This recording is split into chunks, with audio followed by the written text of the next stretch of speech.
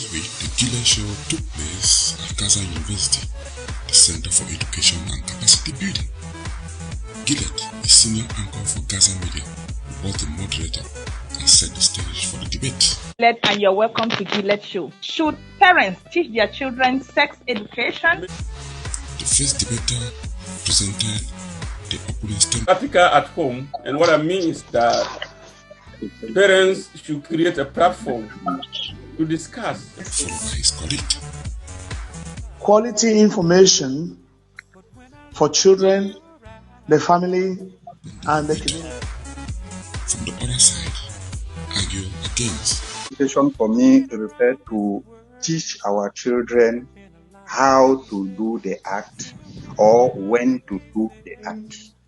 Children's sex education is making them to do things in advance, which they're not supposed to. Other invitees, like Boston Gezen, also weighs in. One, they did work passionately in terms of giving their feelings. That's appreciated. The quality of language was good. Because we are called grammar school, therefore sure our grammar should be cutting edge. Followed by Dr. Arate. From a medical standpoint, I would say it is particularly very relevant. And lastly, Dr. Folifa. Once you tell kids why they should do something or why they should not do something, then it's very, very easy for them to understand and then to, absorb that. Good day, dear viewers. My name is Gillet, and you're welcome to Gillet Show. In today's episode of Gillet Show, I will be bringing you a debate for your entertainment and education. Our topic of today's debate is going to be, should parents teach their children sex education? Our debaters, as the director has rightly said, are husbands of Gaza 8990 members. So on the affirmative side, we are going to have Mr. Leke Charles and Mr. Apau Timothy, who are for parents teaching their children sex education. Mr. Leke and Mr. Apau, you are welcome to the program today. Thank you, madam. And on the opposing side of the debate, we are going to have Mr. Mbal Bikak and Mr. Ntongonwo Francis, who say no to parents teaching their children sex education. So, Mr. Mbal and Mr. Ntongonwo, you are welcome to the program today. Thank you, madam. We are equally going to have a panel of judges that are going to help us assess the performance of our debaters. So, our judges are going to be Madam Techago Angeline. Madam, I'm pleased to have you in the program today. Welcome, Gillet. I am happy to be here today to see my other classmates. Thank you so much. Okay. Dr. Kembele is equally going to be one of our judges. Doctor, it's my utmost pleasure to have you in the program today. Thank you so much. Thank you. Okay. Okay. Madam Zika Antonia is equally going to be one of our judges. Madam, you are very welcome to the program. Thank you, Madam Gillet.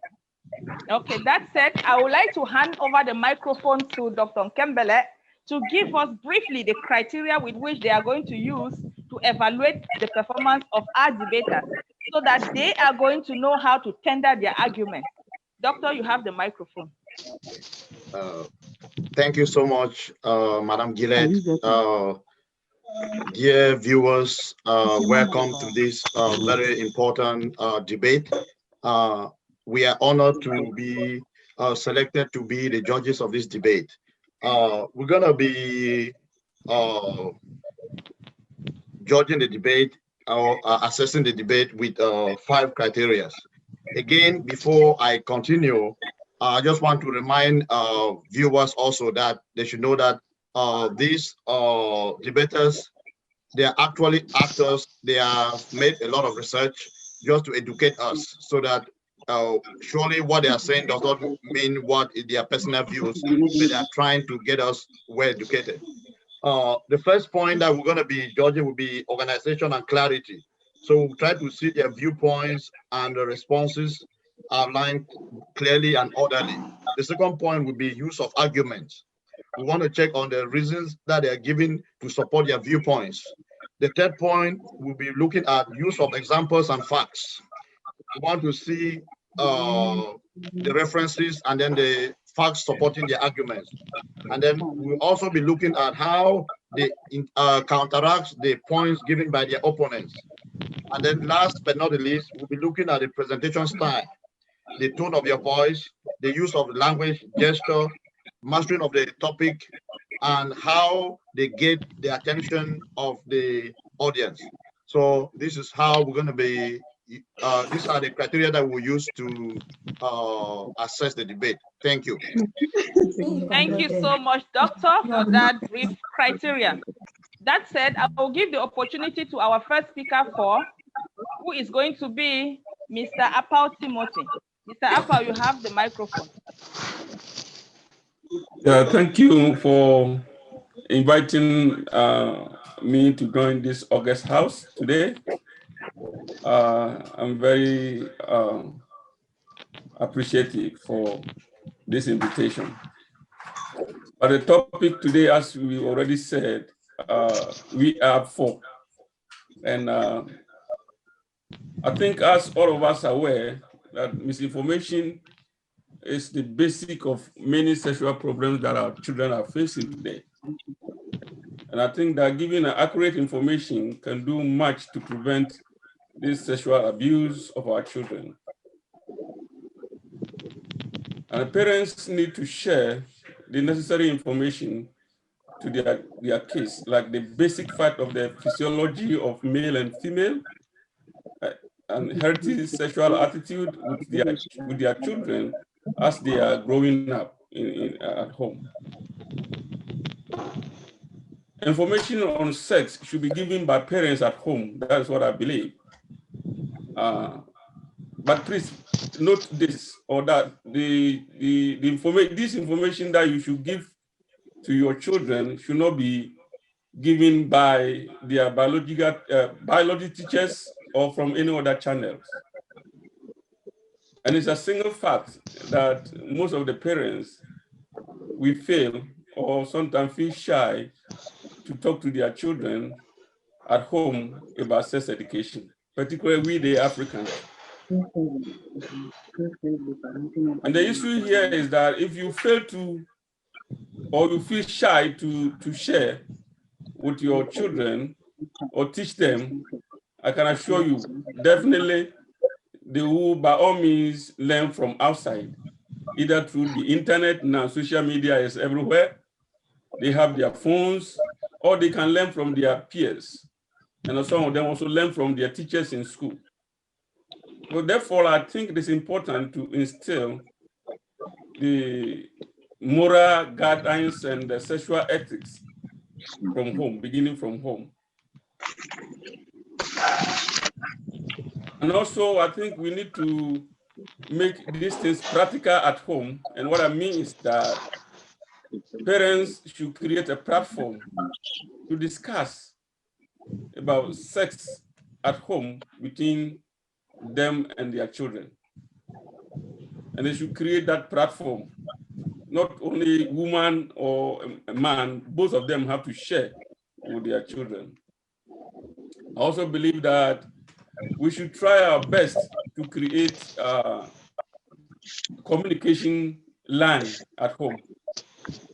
Because most of us, the parents, feel uncomfortable to talk to their children at home, only teaching them, do this, watch this, go here for your homework. We don't talk with them about something that they are already aware of.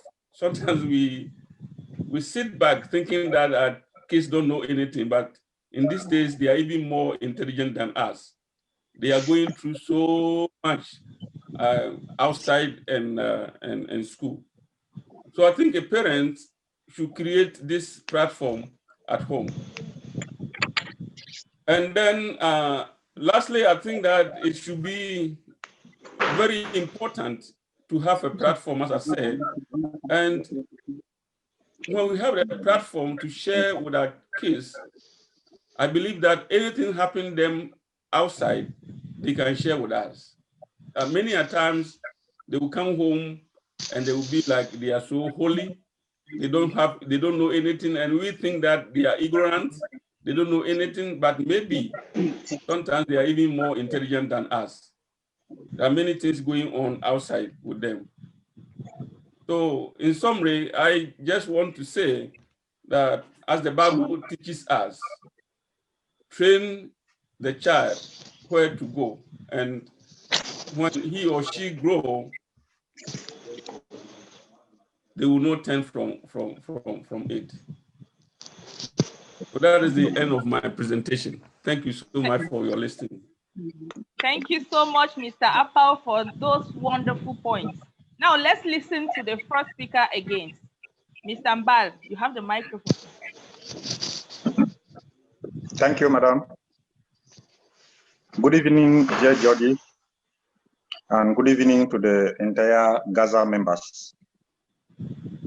As Eli said, I'm Eli Mbal, the nice husband. And as all of you already know, I'm from a French background, so the language I practice more is French. So, but I will try to do it in English. The topic, our today's topic is: should parents teach their children sex education? I would like to first of all emphasize on two words on our topic. The first word is children. In my opinion, children refer to those who are aged from 0 to, let me say, 15, pre-adolescent, let me call it like that. Let me put it that way. And sex education for me refers to teach our children how to do the act or when to do the act. Should we teach our children to do the act or how to do it? I think no. Now, let me give the main reason that helped me to say no.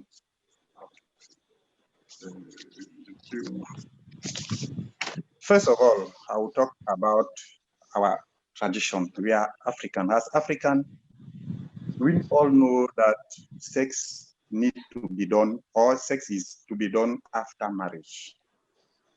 If we need to, it's true, we have to talk, we have to discuss, we have to find a way to really have a clear talk with our children. But I want us to make a difference between sharing good information with our children and talking sex with our children.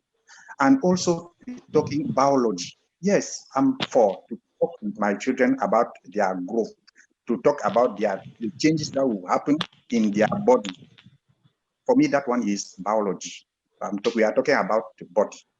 Now, I'm very uncomfortable to teach sex to my children age from 0 to 15 because at that age, children are really tempted to do everything they hear about.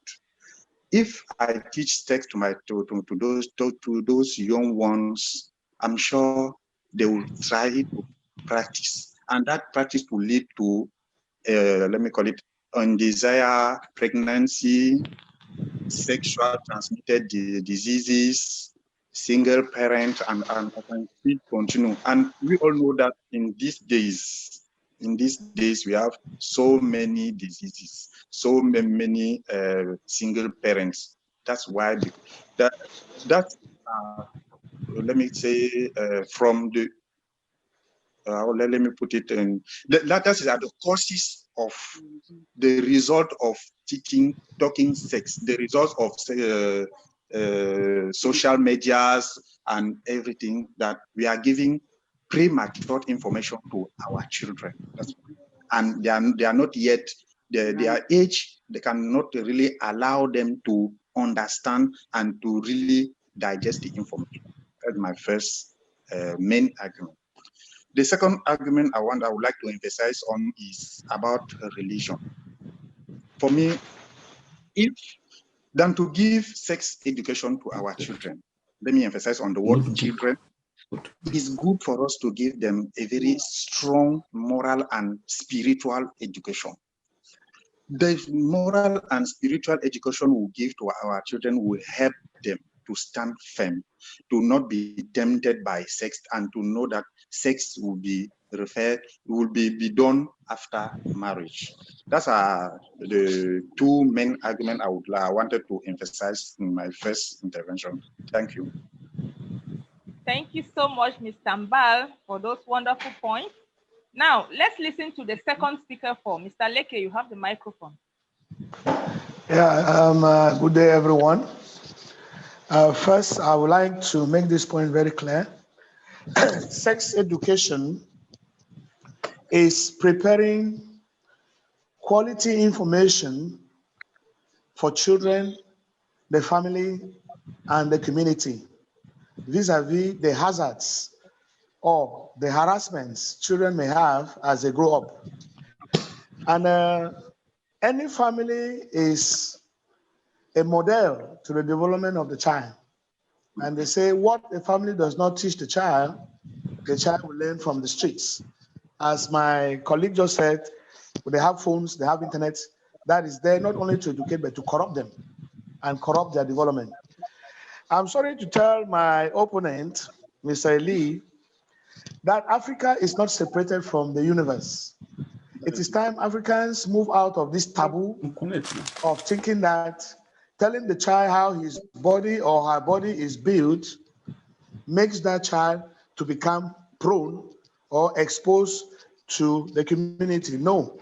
Instead, when the child at a very tender age, say 4 or 5 years, we hear every day how they rape children, either family members or outsiders or passerbys, using small sweets, biscuits, money, gifts.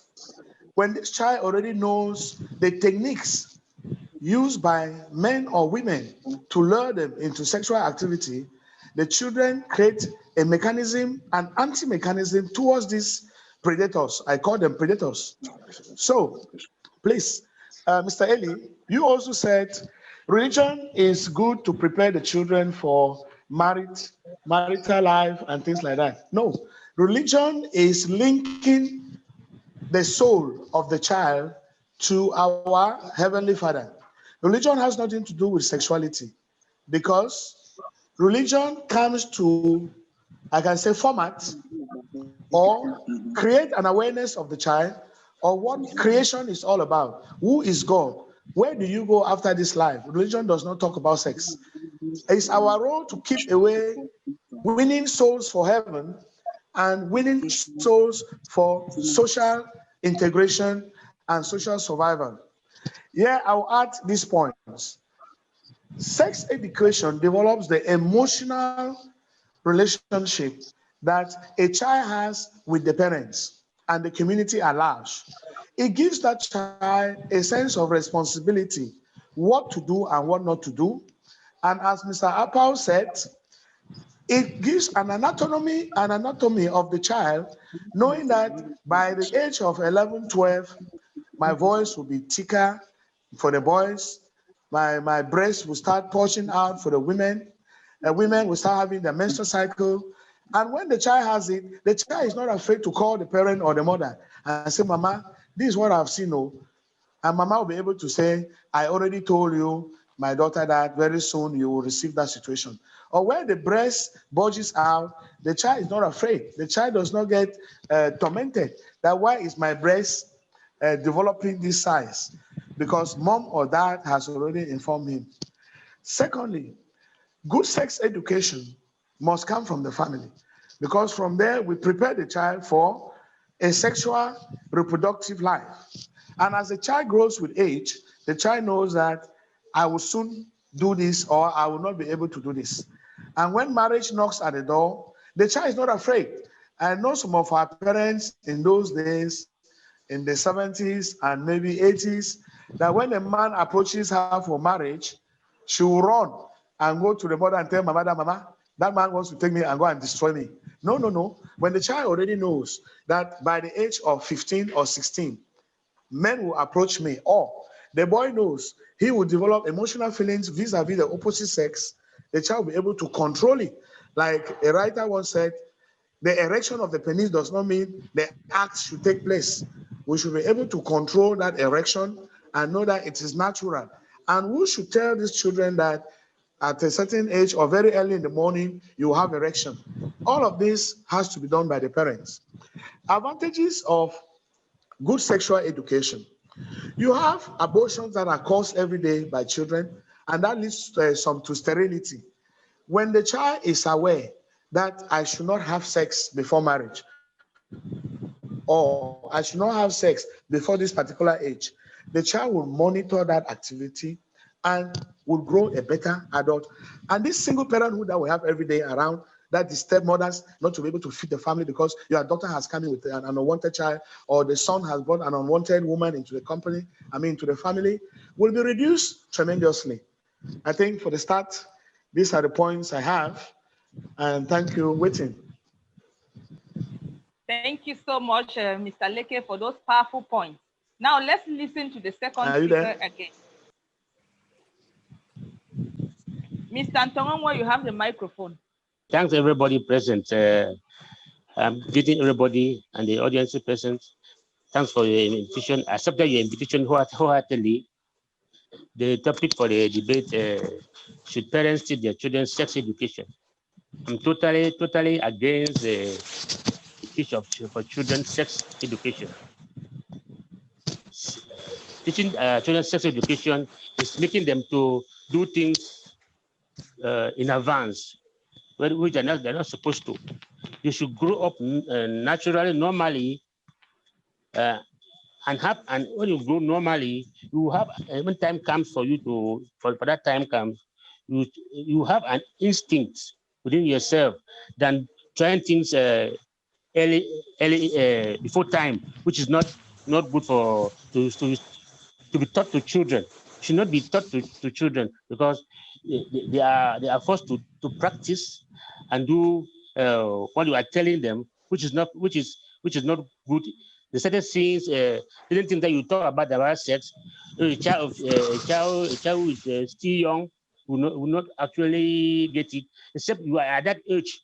When you are at that age, you have an instinct where you can think about certain things. When you do, you think about it at an early age.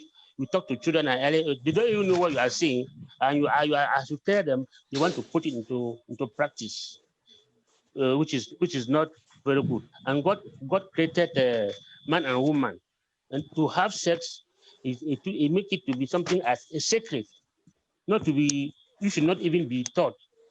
We the parents of today, we were not taught about sex. We grow up not normally, and then when we are mature, we have an instinct within ourselves. Then God is protecting us, and then we can have think about sex. If you think about sex so early in age, you will not be able to do certain activities, carry on certain activities, and early age. You try to do things which are not good in the society. You are forced to do things when you are underage, to think about certain things about sex. You are thinking about looking at a woman, which is too early for you to look at a woman, because you have told a child about sex education. You start having some kind of moral looking towards a girl, and then and a girl looking at certain things towards a man. And then you talk about sex education. You tell the children, your children, what to do. For example, the use of contraceptive, which the child do not even know. When they come to know about it, they may try to put into practice, but they want to use it. Some you see children becoming pregnant because they want to try. If you didn't tell them about sex, they would not have gone into. You will wait for time to come, which is normal. And then even the church too does not accept certain things to be taught of within the religion. Talking about sex within the children. When you grow a certain age, before you start thinking about certain things to be done. All those children started doing things before time, it affects the society. So sex should be reserved mostly for couples. It should not be reserved for children. when you grow, as you reach the age for getting married, you have an instinct, so you are already getting prepared for. Don't even think about, should not be taught to children, not even talk to children. This is all what I have for you today. Thank you so much. Thank you so much, Mr. Ntongonwo. Now we are going to give the last chance to the rebuttal speaker four. The rebuttal speaker four, who is going to be Mr. Leke Charles. Mr. Leke Charles is going to summarize their points and give us as their rebuttal speaker. Mr. Leke, you have the microphone. Okay, thank you, Madam Moderator. I would like to come in very strong to tell my friend Francis that he's kind of developing a very dangerous society for the children. One, you don't teach young children and you think that they will grow mature at a young age. Age goes with evolution. The issue here is kids don't know anything, and it's what we give them that formats them in life. Sorry. So we must teach these kids on what we want them to know. God did not say sex is a taboo anywhere in the Bible that we know. God said, go and multiply, and he gave the sex organs for that multiplication. So I want to cancel that point completely, that my colleague Francis is trying to say that sex is a secret.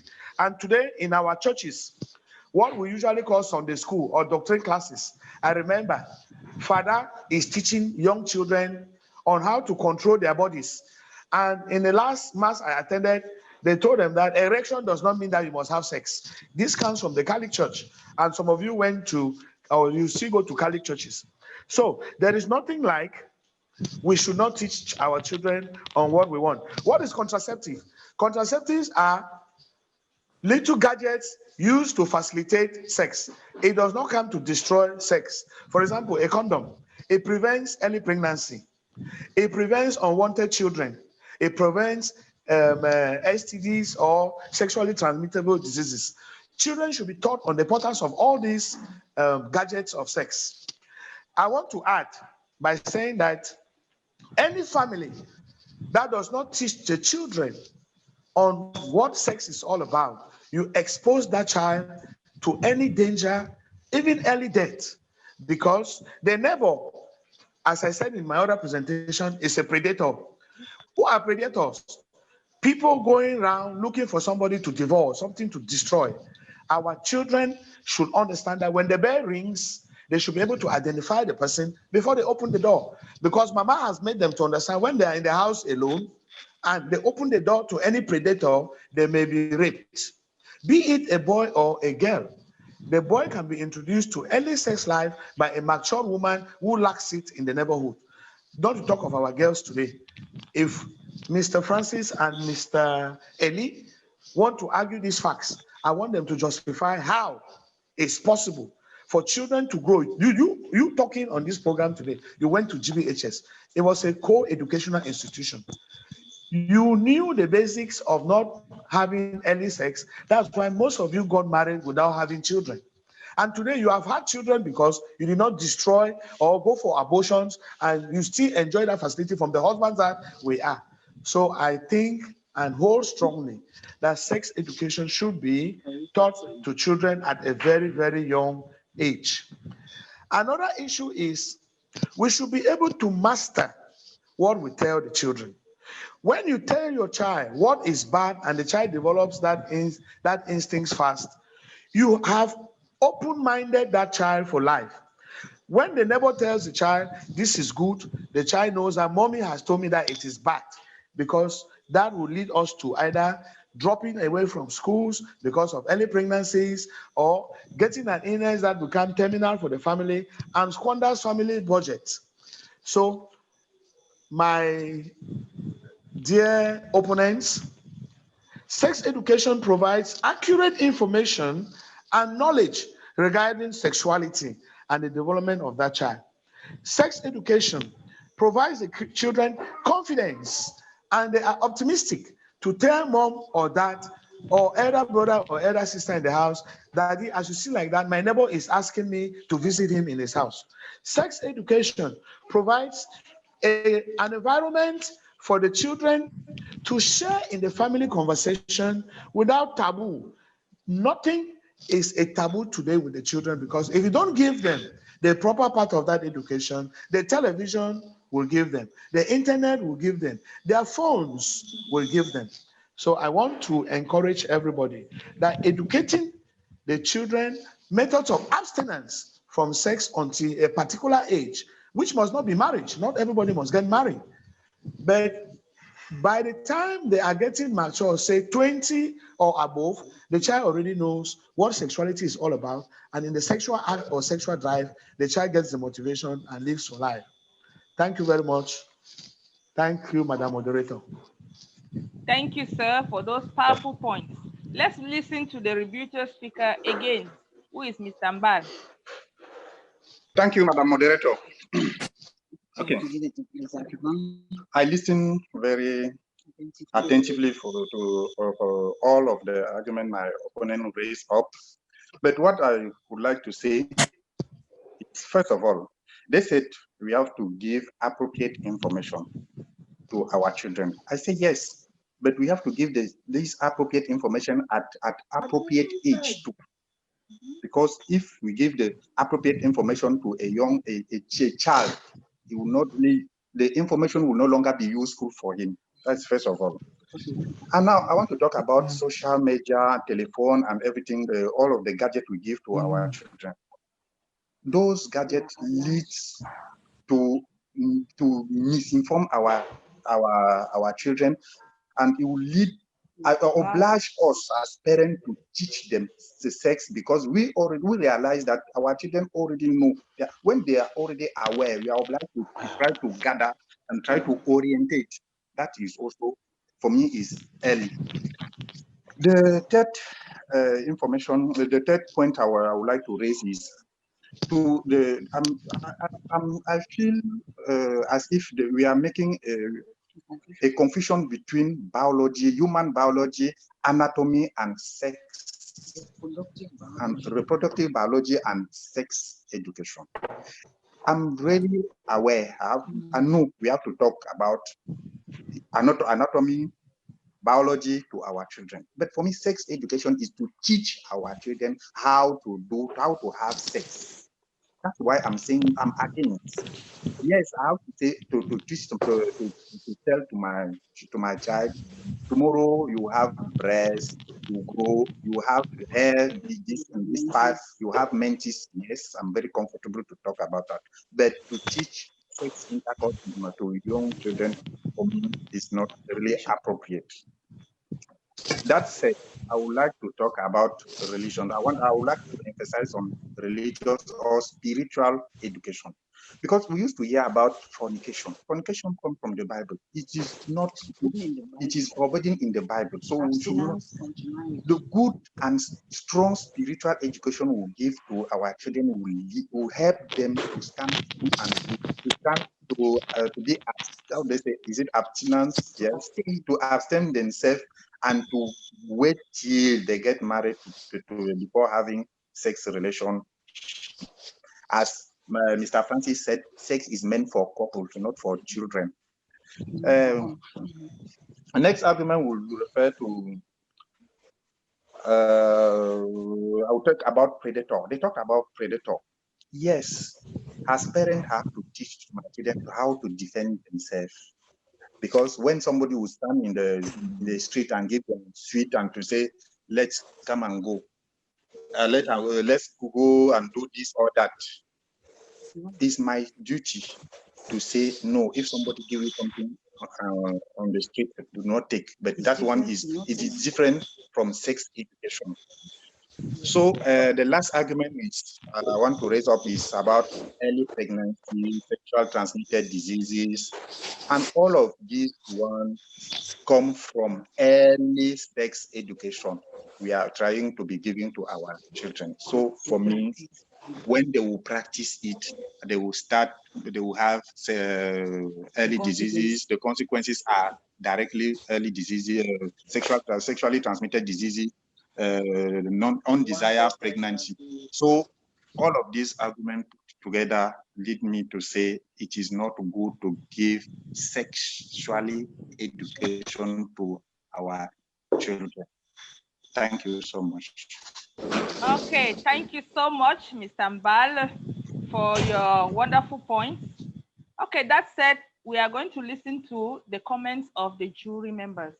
So let's hear what Madam Techago has to say. Good everyone. After I don't know if it's morning or night. It's evening for us. With me, it's more afternoon. After listening to the both sides, this is very difficult because the way of today has made our children so exposed that if you don't talk about it, you are if you don't talk about sex to your children, you are at the wrong side because they get information from school more than you. Some are like, they want to do it. So it all depends on our children. And thank you, madam. Thank you so much. Thank you. I see you have so much information. My dear, it is very difficult. And thank you, Madam Techago. Okay, yes, let's listen to Dr. Kembele. Thank you, madam. Dr. Kembele. Yeah, thank you, Madam the moderator. And I think that this has been a very, very important debate. I want to appreciate both sides, all the speakers, for understanding the topic very well. And they both tried to define what we're talking about. And those against, they tried to put a very clear limit on what, when we say children, what are we referring to?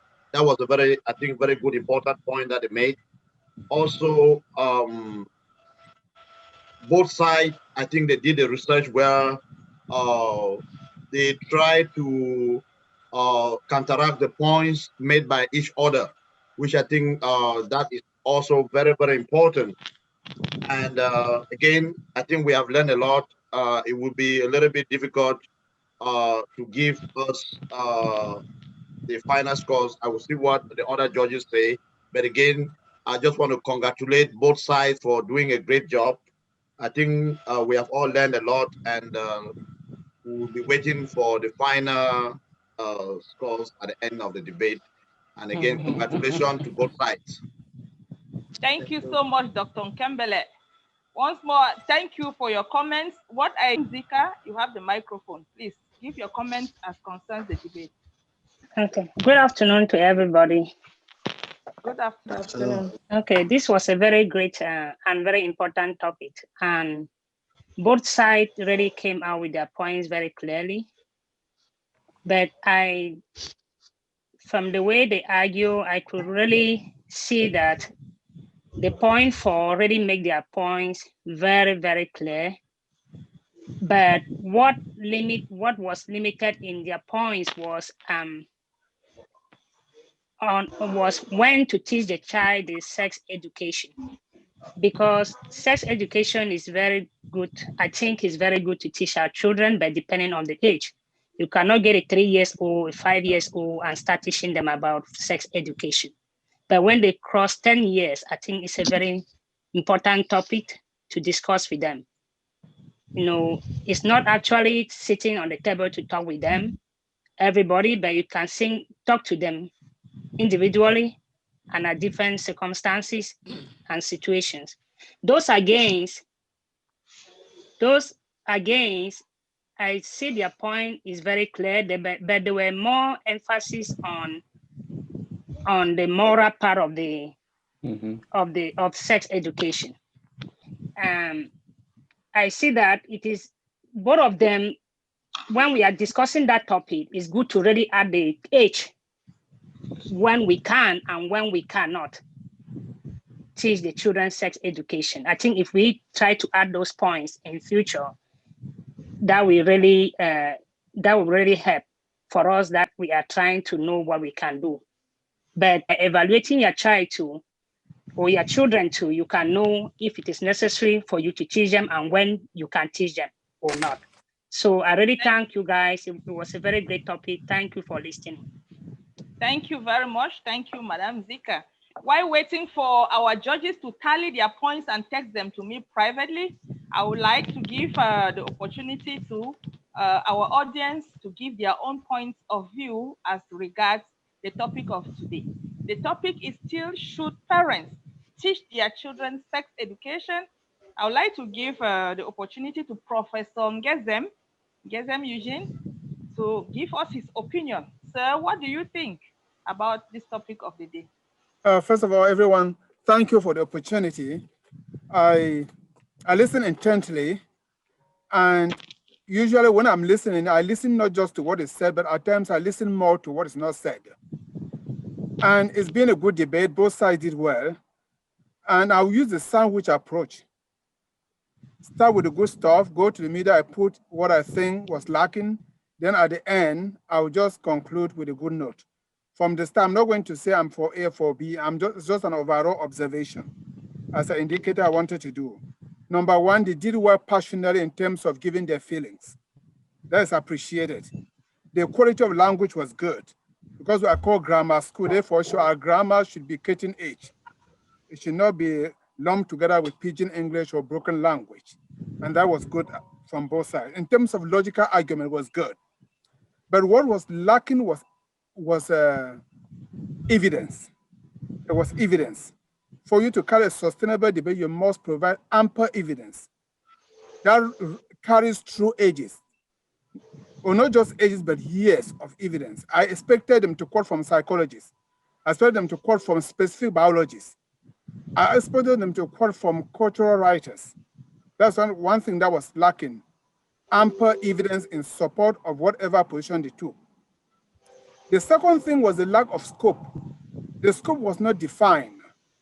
I didn't know whether they were limiting to the US, to the Western world, or to Africa. Usually in a debate, are you trying to define the scope? Because different societies or different areas may have their realities. When you define a scope, it helps people to contextualize your argument.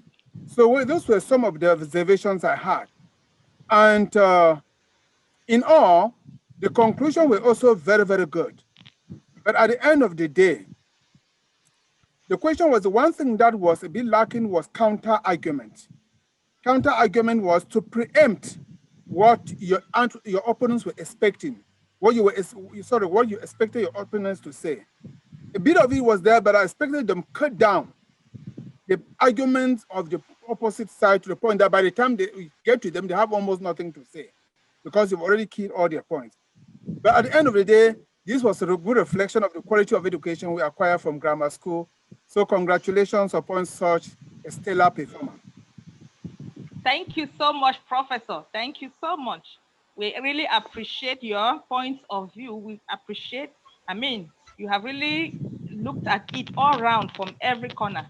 We are really proud of you, and we are proud that you came to be a part of this show. So I will give the second opportunity to Dr. Aroke to give us his point of view as per this topic. Well, thank you for giving me the opportunity to say a few words. I hope you can hear me well. It's a very interesting topic, and from a medical standpoint, I would say it is particularly very relevant in the context of most of us growing up in Africa, and whether you are still in Cameroon or elsewhere. I think what we now see, the expectations are quite different from when we were growing up. And I think some of the presenters alluded to the fact that most of us did not benefit or were not exposed to any serious sex education. I remember learning a little bit about it when I was in in secondary school, primarily in the biology class. And beyond that, it's not talked about at home, and it is not talked about anywhere else. And so you are left to figure out on your own. At the time, the good news was that there wasn't much information coming at you to confuse you. But nowadays, we're exposed to a lot more. And so the peer pressure is much stronger than it was before. And so bringing such a topic for conversation is really worth it. And I think I listened to both sides. There are moral arguments, which if you are looking at the pure scientific merit of it, those may not be very important if you are just looking at the scientific benefit of whether it should be taught or not. And from a scientific perspective, I think the benefits of sex education are not that much controversial. But if you are a religious person and you think that the moral aspect is a lot more important, you may say, hey, I don't want my child to even hear about it at all. But unfortunately, whether you want to hear it or not, it's going to come at you. And so it's an important conversation that we should keep going. And hopefully all of us benefited from it, just like I did. I think I enjoyed the discussion very well. And both sides did a very good job. And I think this is my first time diving into this kind of conversation. And I look forward to more interesting topics in the near future. Thank you for this opportunity to say a word or two. Thank you. Thank you so much, Doctor. In fact, it has been wonderful listening to you. I myself have learned a lot from you as a doctor, as a medical doctor. So I will give the next opportunity to Dr. Edmond to give his opinion as per this topic. Hi. Hello. We are getting you, Doctor. Hi there. First of all, thank you very much. And I apologize that I had some other commitments and I was a little late into joining. But I still grabbed a few things. And I thank Dr. Rocky and Songezem for being there and to learn from our young colleagues, and I'm really immensely proud of you guys. So that said, I'm still driving. I'm almost like getting back home, and that's why you can't see my I cannot turn my camera on, and so you shouldn't wonder why I'm not turning my camera on. The topic that was it's such a germane topic at this point. And I think a lot of the things that I would have wanted to comment on, Eugene and Hillary have actually commented on. And that is just actually maybe re-emphasizing on some of those key issues, is the idea that at the level at which you guys are now, when you get a topic like this to go and research on, it's very, very helpful to really cite some evidence, cite some studies. It's an opportunity for us to learn, and then just cite that evidence. It's a very, very good thing to try and get that piece of it incorporated in subsequent debates. My personal viewpoint is that this is really even something that the benefits are just so immense that the risk are just really not even anything close to the benefit that you get. And I would say this, that even the folks who talk about morality, at some point, teachers, when they taught you, one of the first things that somebody is teaching, whatever, is to tell you why you should do something. And then once you tell kids why they should do something or why they should not do something, then it's very, very easy for them to understand and then to, absorb that. And I think, again, there's also thinking about sex education in a very narrow scope of just sexual intercourse. So sexual education encompasses just more than that. Thinking about, like somebody was trying to talk about periods for young women, or really, some of the changes that would occur in their body as they begin to like see their body change, so they can get an image of themselves. And then, you know, as they walk around, they understand the dangers. You've taught them these things. Then you teach them what the dangers of engaging into it at a very early age or unplanned age can really attract. So these are some of the things that you actually get. And one last thing, just as you know, they say when you hold a hammer, everything that you see, it's a nail. And that's as an oncologist, I would say there is a deadly form of cancer that is quite prevalent amongst women, especially those in the developing world, and that is cervical cancer, which happens to be caused by a virus. And so when you start teaching your kids some of these issues, then they get to that level, you can be able to start talking to them about some of these issues and why they should get vaccinated at an early age and stuff, you know, just in addition to all the other things that we just talked about. So I think you guys have done a tremendous amount of work, and do continue to do this and then invite us. And lastly, I would just say, as just part of the evidence, I know that humans, sometimes we try to, you know, some of the things that we do, we don't always like to, especially on this at this private level, we don't always like to bring them out in the public. But when you actually touch everybody, when you actually go into private, you realize that everybody is doing it. A good example is contraceptive in America.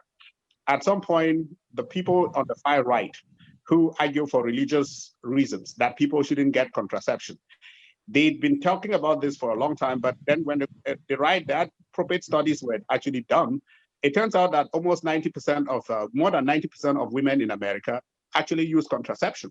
And this includes the people, those who call themselves religious fundamentalists, who would actually even oppose it to the point of the fund organizations that are out there providing to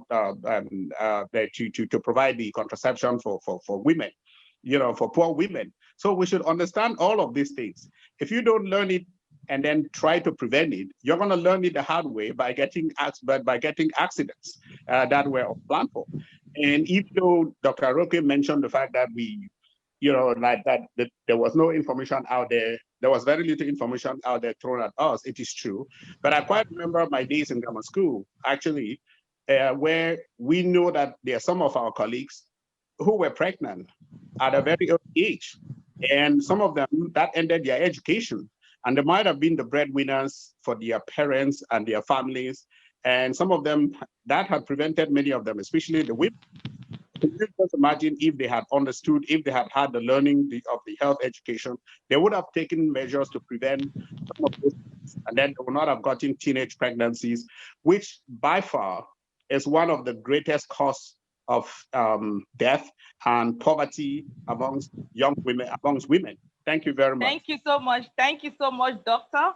I thank you so much for your wonderful contribution. Right now, I already have the scores from our judges. At this point in time, from the scores that I have with me here, everything is clear that both sides did an excellent job. From the way I'm looking at the scores. So, but notwithstanding, in every battle, there must be a winner and a loser. So, those who were against parents teaching sex education to their children scored 9 on 10. Let's clap for them, please.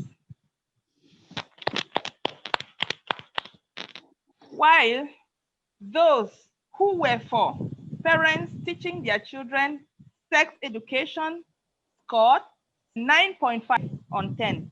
Let's give them a well done clap. Okay, that said, dear viewers, we have come to the end of our debate forum this afternoon or this evening. I want to acknowledge the presence of Dr. Edmond, Dr. Hilary Aroke, Professor Ngezem, And I want to acknowledge equally the presence of everyone who participated in this debate, especially our debaters, our judges. I acknowledge the presence of all the audience. I believe that we have benefited enough today. So, as we have come to the end of our debate forum this afternoon, I want to encourage you to always stay tuned to Gaza Media programs, and most importantly, always subscribe on our YouTube channel, and make sure you turn on your signal so that anytime we upload a new video, you always be the first to receive a signal. Once more, I am Gillet, your Gaza Media anchor and host of Gillet Show. Thank you so much and have a wonderful day ahead.